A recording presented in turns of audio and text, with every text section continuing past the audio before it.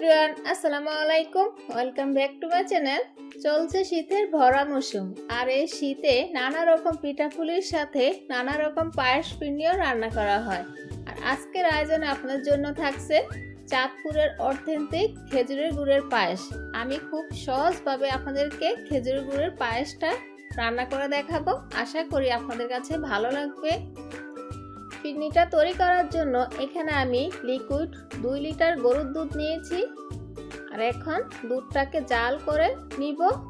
আর এই পর্যায়ে চুলার আঁচটাকে মিডিয়াম টু হাই ফ্লেমে রাখতে হবে, আর এটাকে অবশ্যই অনবরত নেড়ে চেড়ে যেতে হবে, না হলে নিচে লেগে যেতে পারে। আর আমি এখন দুধটাকে জাল করে নিয়ে 3 ভাগের 1 ভাগ কমিয়ে নিব।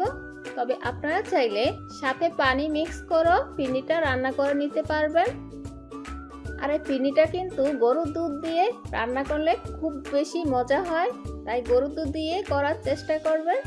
এই পর্যায়ে আমার দুধটা অনেকটাই ঘন হয়ে গেছে, দেখতেই পাচ্ছেন। আমি 3 ভাগের 1 ভাগ কমিয়ে নিয়েছি। এখন ফ্লেভারের জন্য দিব 2টি তেজপাতা, 2টি দারচিনি, 4টি সাদা এলাচ,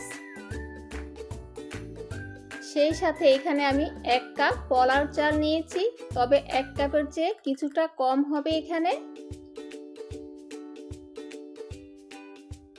তবে চাইলে আতপ চাল দিয়েও পিন্নিটা রান্না করে নিতে পারেন, তবে এই পিন্নিটা কিন্তু আতপ চাল দিয়েই রান্না করা হয়। তবে আমি ফ্লেভারের জন্য পোলাও চালটা ব্যবহার করেছি, এতে করে ফ্লেভারটা খুব ভালো আসবে।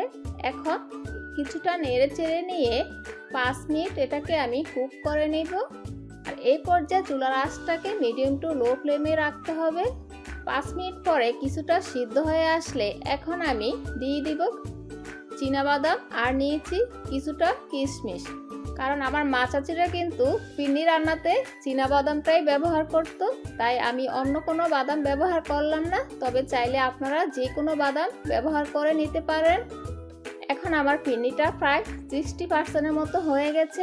এখন আমি পিন্নিটাকে চুলা থেকে নামিয়ে একটি সাইডে রেখে দিব, এতে করে পিন্নিটা কিছুটা ঠান্ডা হয়ে আসবে। এদিকে আমি গুড়টা গলানোর জন্য একটি প্যান বসিয়ে দিলাম, আর নিয়েছি 1 কাপ খেজুরের গুড়। গুড়টাকে এখন সামান্য পানি দিয়ে একটু গুলিয়ে নিতে হবে।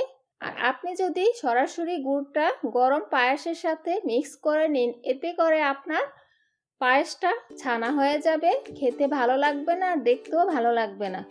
তাই গুড়টাকে যদি এভাবে গুলিয়ে ঠান্ডা করে পায়েসের সাথে মিক্স করে নিন, এতে করে আপনার পায়েসের লুক একেবারেই পারফেক্ট থাকবে, কোনো রকম ছানা হবে না। গুড়টা আমার পুরোপুরিভাবে গলে গেলে এখন আমি গুড়টাকে চুলা থেকে তুলে নিব। এদিকে আমি চুলার আঁচটাকে অফ করে দিয়ে পায়েসটাকে কিছুটা নেড়ে চেড়ে নিয়ে ঠান্ডা করে নিব। দেখতেই পাচ্ছেন পায়েস থেকে কিছুটা এখনো ধোঁয়া উঠছে, মানে পায়েসটা এখনো অনেকটাই গরম আছে। আর এই গরম অবস্থায় যদি আপনি গুড় মিশান, এতে করে আপনার পায়েসটা ছানা হয়ে যাবে।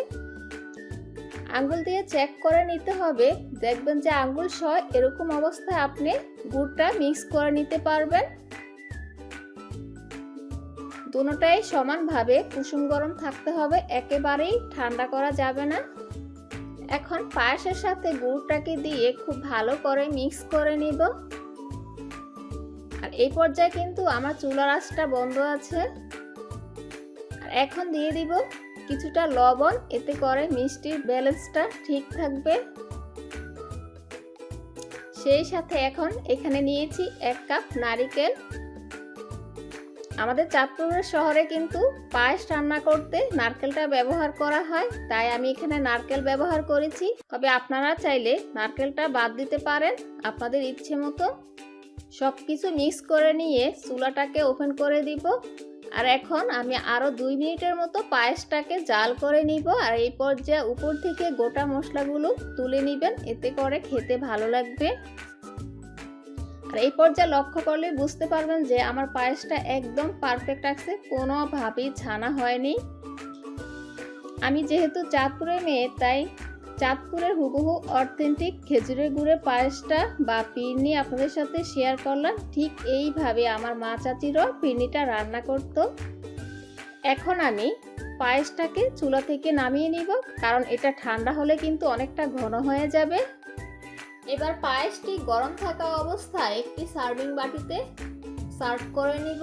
আর সৌন্দর্যের জন্য কিছুটা বাদাম দিয়ে দিব, আর দিয়ে দিব কিছুটা কিশমিশ। তবে চাইলে নারকেল দিয়েও সাজাতে পারবেন।